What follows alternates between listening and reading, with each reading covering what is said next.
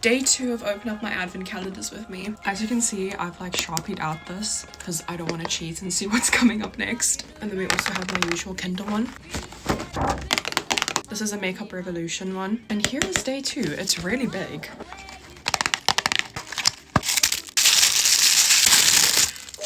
This is one of the highlighters in Golden Gal. I have one of these. This is the one I have in Rose Luster and I really like it. It's very much a dupe to the Rare Beauty in my opinion. It's like that level of glow and beautiful. Very cute. Also, I'm wearing the blush that I got yesterday. What do we think? Time for the morning chocolate. I'd say that was a very successful day. Come back for day 3.